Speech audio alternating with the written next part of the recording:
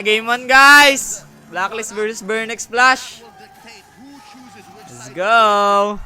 If I'm not wrong, blue side has been winning a lot more in the knockout stage. So let's see who goes where. You're right. First pick has a better win rate so far. Now that's a question that I actually want to throw over to Wolf. Why? Why is first pick so good right now? But BxF Flash taking away the Fredgen already, taking away the Psycho Fredgen, and 3 of Venus's picks. So at least they understood and they have identified. Pwede rin the fact first that pick, ah. Fredgen is definitely the big hero. Ay, si ano pala yan? Kala ko si Wise yung nag-first pick, pwede rin. Even they themselves are targeting the bans down onto Oh My Venus. I think that along the way, Novari, there you go. Novari, Novari should be picked up here by a Blacklist International. Probably an answer. I-XP, pwede nila i-XP tong ano eh. Pwede rin. This means that Tapos mag-assassin tong BxF Flash. Valentina is, okay, this is Para sa still a Novaria. because I'm pretty sure Oh My Venus can play the Novaria. Ay, Novaria pa was 5. Valentina is either position 4 or a jungle. Ay, hindi. Pwede pa jungle balance yan si Wise eh. Flex pan. Do they just go back to something Nakakalito yung pick ng ano, yung Blacklist ah. Parehas flex. Flex phosphor yung Novaria. Tapos flex jungler yung ano, Valentina. Is a lot higher, but I thought maybe this could be detected by BxF Flash. If whether it's too early for them to pick out the Valentina, but yet Share nyo na yung stream natin, guys, sa mga bagong pasok dyan. And that's quite bold coming out from BxF Flash, especially because of the fact that they can be easily copied, as well as the Si Chima na gana, guys. Valentina loves to play against. But this means that Blacklist International will have to find a way to lock down the Joy for sure. Maybe somewhere along the lines of a Franco, but they usually don't pick that up. The Kaj is open. The Kaja too. Wala din nila pipick Kaja dyan. Kaja though from Venus, it was at ISF and it didn't work too well for Blacklist International. So maybe they might just go back to the norm. Minotaur is still up for grabs, but it will limit these 2 flex picks. So they go for the Arlet instead, just making Burn think a bit more in that second phase. I would also like to kind of like draw it backwards Arlet si Edward. to the ban side, right? Blacklist International normally really Tapos si Binagano, no? Arlet. as the Kaja, but they really found a need to ban out the heroes on the side of Good respect. Respect. Probably Natalia and Franco. There's gonna be the meter or another. Ano ba? Nice Hack ban. of Venus strategy. Nice ban din sa Blacklist, Natalia. Malakas mag-Natalia to, hindi 7 eh. Force Oh My Venus into a hero that is not proven yet to work in the Novaria Rome, or even to an old classic like the Matilda. Yeah. But the Kaja's still open. I think the Franco is in the Franco ban is in. So, shout out to 6K viewers natin dyan, guys. Share nyo na yung stream natin. Phenomenally good. Sa mga bagong pasok dyan. And I think that supportahan natin ang Blacklist. There's also that factor where BxF Flash can consider banning out something like a Melissa, or maybe Blacklist International actually picks that up. I really want to see whether BxF Flash is going to go all the way to the bans, right? Or rather, all the way on All My Venus's ban. Because, I mean, there's still Florin, there's still Matilda. Kaja ban sila. I think it might be. Ano kaya hero ni D7 dito? Wala na siyang hero eh. It's not going to be the Lolita either. It's going to be the Claude pick or the Claude ban, which is quite interesting. Maybe BxF Flash are saying, go pick up the Beatrix, we'll pick up the Lolita. We'll deny it away from you. I think that they want to go for Beatrix here for Blacklist International. The other option is, like I said, the Melissa, which will not be which will not face that much problems when facing up against the Joy, but then again the Beatrix might be the perfect choice because it's an owl special, and that they do have the Novaria to couple up with it, so you have that extra hitbox, extra vision, sniper, as well as the Astral Sphere deals a lot of damage. Lolita pick. Beatrix na. Lolita tong si D7. Lolita tapos ano marks mo ni Donut? Together with the Fredren, and depends on how they want to go around, right? Ano pwedeng marks mo ni Donut yan? And we have seen before that BxF Lolita Brody. big ultimates and great initiations. Lolita Brody na yan. Blacklist International always go for Ube. They are always gathering together, trying to look for all these lane priorities. I think the BxF Flash should be able to adapt well enough, picking up the Lolita. Burn has no gold lane yet. We don't know. We don't know. I think I'll not be surprised if this is Leslie, for example. Hindi Leslie, mahirap. Pero pwede rin. Leslie or Brody. Tapos Lolita na yung siya na dyan, D7. Lolita perhaps, or Lolita or Franco are the only 2 options. Franco's banned. Oh, you're right. Lolita Brody, di ba? Oh, Brody. Drafter to eh. So Brody, yeah. Again, what I was gonna say is again the Leslie here does. Ano yan? Anong... si Venus nga gamit ng Novaria. Novaria, they're very immobile. You can get sniped down from all the way in the back by this Novaria, and that reveal location is going to be massive. As they pick up the Akai to round up their draft, pretty solid. Talking about reveals, by that last pickup in the last phase, that's only when we really knew what Blacklist was thinking, what Blacklist was going to be drafting, and yeah, it seems like it is going Gandang to laban be to. Roman Feel ko Novaria intense din tong with a intense din tong Yuan laban na to, Lina guys. And Wise on the Akai in the jungle. Gentlemen, this is what the world thinks. And yeah, even Cambodians are split up. That's what, 30% over to Burnex Flash, while the rest of the world think it's a Blacklist International. Game. How do we feel about the draft? Because it looks like it's a brand new flavor of Ube. That this is Ube with so much more coverage.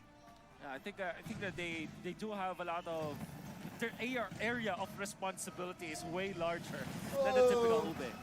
Let's get into the game here, gentlemen. Game! That all said and done. Ano, tatay pa ako, guys. Sorry sa mga kumakain dyan. Today's very first game, Burnex Flash versus Blacklist International. Si Sikat, Always have to malakas watch nito si out Sikat for eh. The early game, the turtle Uy, fight, asan isa? for Blacklist International, they're very good at it. And now they have the Akai versus Fredrin, knowing for sure that the Akai was designed to counter this Fredrin in the jungle just because of that heavy spin factor that Si you can win. Kima the yung turtle ano, fights. pwede rin. Now, of course, when I'm looking at Novaria, something that we haven't, or rather I myself haven't really quite seen happen, that is one thing that I'm relatively Grade surprised. 3. It's a nice try there by ATM, trying to go for a very early invade. Cheesy. Wise does have that retribution, but I do want to bring up something here. Edward on the Unbending Will. We don't really see a lot of tenacity now at MSC, mostly going for Unbending Will. That's right. That's the Edward special. He likes it a lot because he wants to outplay once he's a killer kind of XP lane or an Arlet, and they need more damage. They can't just rely on the Beatrix this game. I really like the small little fact that ATM decided to jump into the jungle and force Wise to take away that retribution. A lot of damage placed down in that top side of the map. Wise already pressuring ATM as well, forcing him to recall, and it should just be ATM losing out on a full cannon minion XP in the XP lane. Meanwhile, in the mid lane, a little bit of a gank already. Yue forced to use the flicker right before Gap yun, Joy, sa turtle. Wala siyang catapult na isa. I was about to say that ATM will have a Delay great level na time to. this game just because of the fact that he's a Joy and he does not have any. I mean, Blacklist International doesn't have any knockdown to pin down this Joy. But then again, the focus was not let him play. They're really going to focus, at least for Blacklist International, they're really focusing quite a lot onto the EXP lane, as we are pretty much going to be looking at Wise going in. Patay! Pinned down by the heavy spin. A good first blood over to Blacklist International. Pati si Chima. Pwede yan nila ma-contest yan, Gogi. Contest pa sila. Finally now, will he choose to go for the contest? ATM's looking for it as well. Wise picks it up. No problem, no biggie. Retribution still up as well. A standard day for Blacklist International, easily taking themselves their first turtle right off the bat. Despite the fact that Blacklist International have to force to use their retribution onto their own orange buff, and Walang doesn't really trigger quite yan. happen for a second. Nakadash siya, no, si Yue. Super aware. The real word of manipulation comes down as well. Angas, Gogi. Nakadash si Yue, buti na lang. Di siya tinamaan ng ano, ulti ni Ib. Outclassing Burnex Flash mechanically. That was a great rotation coming up from Blacklist International up top. What they did was to put Wise on the aggressive. Ano, 1.3k gold deal agad dyan. So that nobody from Burnex Flash will be able to check out. Because why will you check your own bush, right? You want to check the forward bushes like the Rock Orsa bush or this bush that ATM is holding and check out where Wise is. But then again, they were staying there to ambush Chima. The fact that Chima was taken out before the turtle happened was already great for Blacklist. Now they're leading by 1,000 gold. The entire team of Blacklist, they are trying to get themselves all across the map. When it comes down to the itemizations, it does seem like they want the 0.2 thousand gold lead will help Blacklist International to push forward a little bit more and get themselves a little bit more lane priority. So far, the middle lane from the side of Blacklist International has been moving super fast, especially since Valentina's wave control is not as good as Yi. Oh, good final slash. ATM might be forced to use the Vengeance here early on. Edward wants to go for an all-in with a Vengeance one more time, but it's just a recall and it gets the crowd. And he's able to escape. Now that is going to be the mental game coming from the next Flash, right? They will want to put a mental in, but hold on a second, Wise. Oh, don't have Magpipit dalawa. A brilliant heavy spin by Wise. Palong-palo si Wise ang buta. And immediately right off the bat, 2 members down for the side of BxF Flash, and the turtle will be appearing in 5 seconds. BxF Flash doesn't really seem like they will be able to do much from this point in time. So what exactly do they have to do to come back from this game, or rather to just take that second turtle away from Blacklist International? If you're paying attention to Blacklist International's games, they always fight before the turtle fight happens. 30 seconds before the One-sided turtle spawns, you ata. already have to be on your toes and find the members of Blacklist because you know that they'll fight for sure. Oh, that's the lockdown CC, but D7, Oh, it's gonna be gulilot. the first by UN. Canceling D7's Numenal Blast as Chima will fall. It's Blacklist International who take control of the neutral Grabe talaga si objective once Yue. more. D7 slowed down now. Venus is waiting for the snipe, but the heavy spin brings him back. The flicker from D7 to respond it over, but he's going to be pinned down ultimately, and Wise picks up a killing spree in Pulusi the Wise, ah. 5th minute of the game.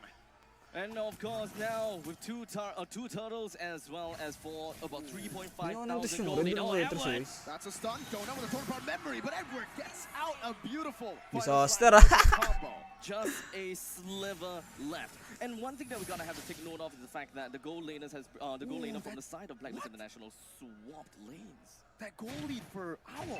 That's huge. Oh, this is... Daming pera ni Ol, no? Having a very good time at all. What exactly is happening here? I really don't know, but because of the fact that there's a lot of like pressure that was put out by Wise. First, going up top and just really Overconfident ka not pala, minding the Chima. bottom lane. After the first turtle, they put a lot of emphasis into that bottom lane. Donut, back-to-back deaths. Really unforgivable if you're Burning Express, especially in the Brody that really depends on the early game snowball for him to be successful in a game. I thought surely Blacklist International might lose a little bit of a control on for Owl. Yes, we're looking at a Brody versus a Beatrix matchup, but Blacklist International, they are constantly moving around. They're constantly getting themselves in the top lane. We see that there are definitely attempts to try to bring BxF Flash down. They are on a 7-kill lead. And despite all of the games that we have seen so far, Blacklist International, they may get good leads, but the goal disparity is just not that much. But this game is just Tataba. different.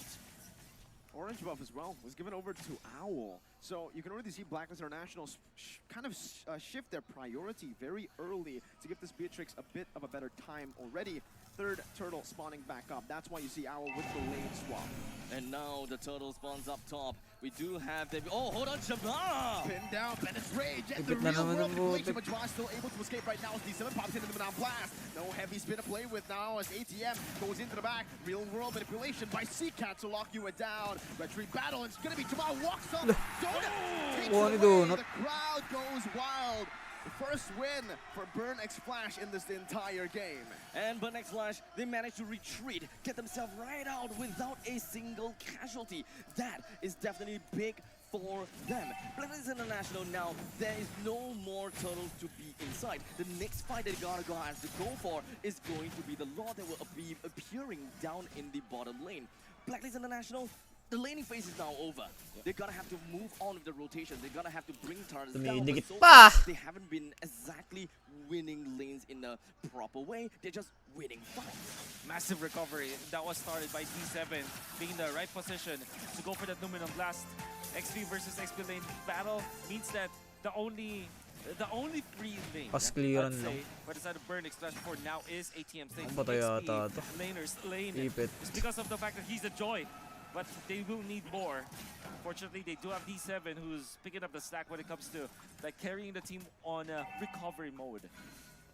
We are looking at 3.8 thousand gold.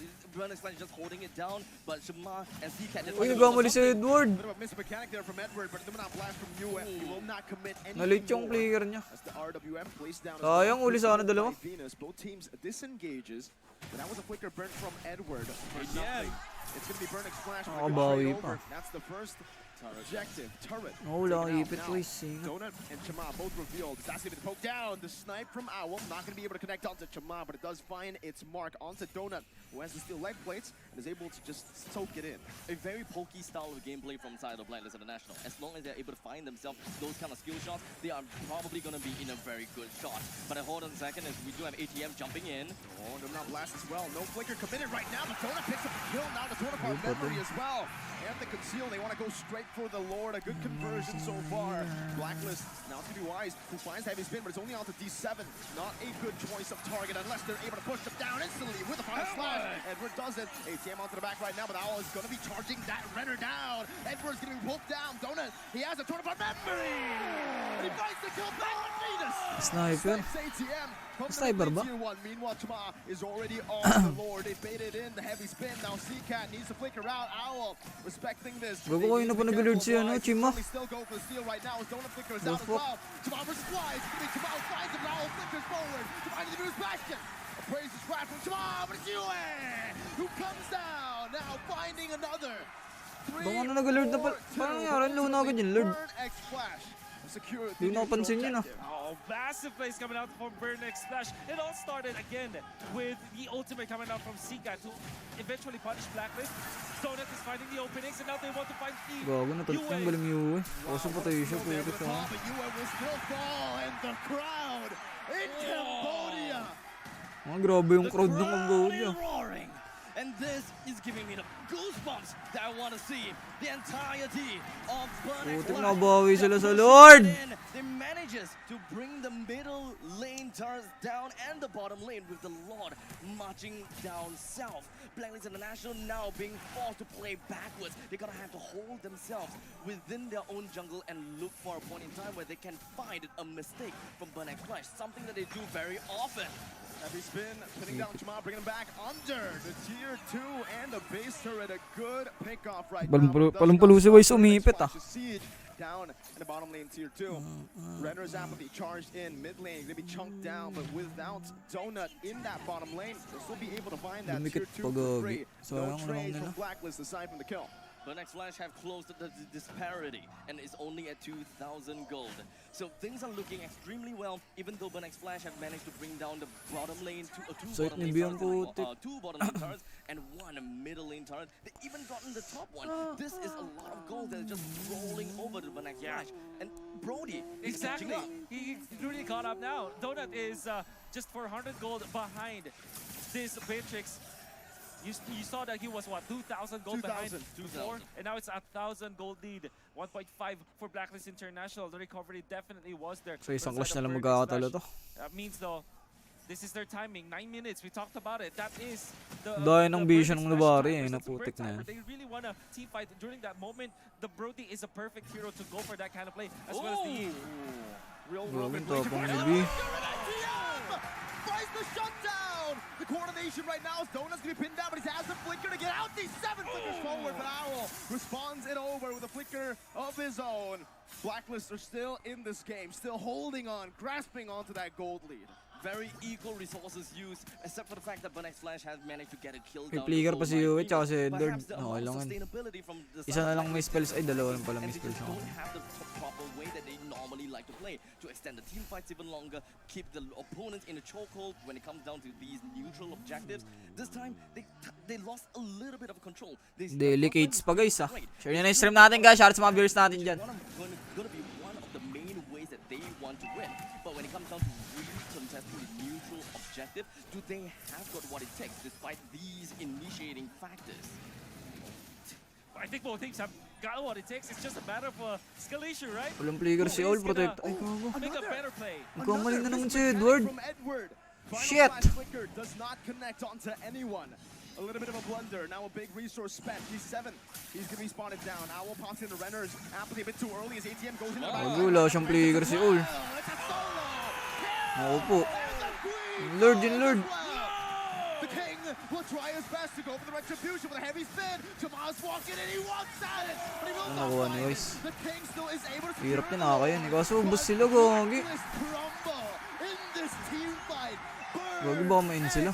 Flash have risen in Cambodia.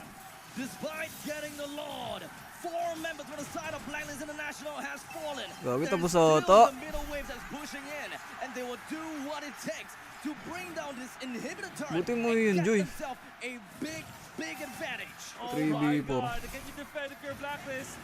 And then medep, Burn X nice. Splash. They have really watched a lot of Pumalog videos. sila, oh. That's range. Donut will be slain. D7 with a response with a Numenon blast, but Venus does not want to stop, wants to keep chasing. Does not find the Astral Sphere. It will be Burn X Splash, but disengage. If you're watching a lot of Blacklist games, you know that they win during the Lord fights. Tapang When level, they lumilipad go sa for harap. heroes, when they turn for heroes, Burn X Splash advanced play. Go heads up play to the back lines. ATM once again is jumping forward. Owl with an Abiru. Now it's a snipe as well, but it's going to be a good song from CCAT to provide safety for his XP laner. Owl trying to lifesteal back in. Wise providing the zone as they will Paluto try si their best Sikat to siege this turret down below. Pasikat to si Sikat eh. It really seems as though Blacklist International is getting a little bit urgent here. They seem to be a bit desperate for what they want to get. They're starting to lose. Ang ina, dikit lang laban! Immediately push themselves over to the opponent's jungle, trying to siege on the turrets, trying to get whatever lead that they can before they completely loses it all. Hometown buff. I mean, people from Cambodia, the fans from Cambodia, they bought the tickets, they went into the stadium, they wanna be Nakita kasi nung Blacklist may umuwi eh. Umuwi yung Joy kanina. Gagi, may hirapan si All dito sa Joy. Gugo siya ng gugo. Kailangan protektahan siya ni Yue. He immediately identified where Owl is, and he understood that Blacklist International, no one else can really lock him down except for Wise, and he knew that Wise will use it right before the lot needs to go down. That's the play. They use Donut as well as ATM to go to the backlines. Typically, you don't want to use their marksman in the backlines, but this is Brody. You can get a pick-off because of that hero in stage of the game. And just like that. And wait, by the way, yes, you can see Owl did not go for a Wind of Nature, by the way. He did went not. for Athena Shield. Owl went for Athena Shield. He's putting a lot of respect on the ADM. I mean, after what has transpired, he knew that he's going to be one of the main targets of this Joy. And he also knows that Blacklist International, their own front lines, can't possibly stop him. And if you're looking May at your pressure items, inside Verdict nila. Slash, if you're looking at the tab, you have to take advantage of this situation, knowing full well that the Wind of Nature won't come for what? Yes. 2 minutes from now? This is your timing. Look for a play. No, top lane in the XP Site ni lane. Yue sa Joy. Masaya talaga yung balance sa Joy guys eh. Kailangan protektahan ni Yue si All pag ginawa siya. Isang first kill lang ng Valentina dyan sa Joy, half din eh. Back to the reset. We're looking at Burnex Flash that do have their front lines as Ay, mga spell lahat. front line, except for the fact that there is the middle wave for the side of Blacklist International. Wise is going to be starting things Umipit off agad, oh. with a ultimate and ATM. He baited the heavy spin, now the Vengeance comes in, Edward with the flicker, but it's not going to be able to find ATM just in time. Meanwhile, Patay, gogo. in the back with the core of our memory. The 7-5 and Wise. Nakuha ni Wise, nakuha ni Wise. Let's get it for the team. Kaso may creep sa mid. For Blacklist International, but it's only Yue. Ay, gago, tapos auto sa mid, guys. Tangin mo. In the bottom lane. It constantly goes for the Hindi same sa mid thing. pumunta yung Lord. Blacklist International gets the Lord, and then Burnex Flash tries to run it down. The waves are Gago, walang crashing creeps. down. C7, no immortality. Venus trying to cut the way, but ATM will zone him away. C7, now the shield. Imposible. Gago. Forward! Gago, bus kayo eh. With a double kill and a shutdown. Another double from Venus. Utang ina. With the Lord down below. Paano nangyari yun? Force back. Owl is back. Adep nila, gago. Silang dalawa.